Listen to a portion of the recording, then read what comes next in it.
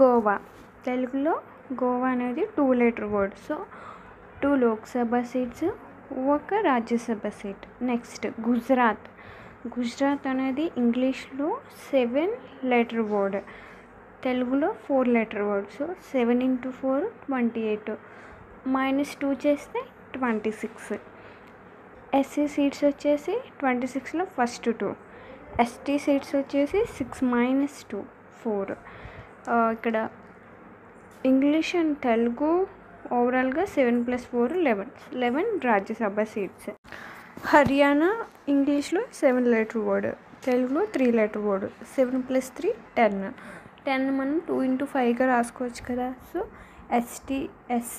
SC reserved seats వచ్చి 2, Lok Sabha seats 5. అలాగే హిమాచల్ ప్రదేశ్, హిమాచల్ తెలుగులో 4 లెటర్ వర్డ్ అనమాట. So 4 Lok Sabha seats. Pradesh 3 letter word, 3 Rajya Sabha seats. 4 - 3 1, ఒక ఎస్సీ రిజర్వ్డ్ సీట్.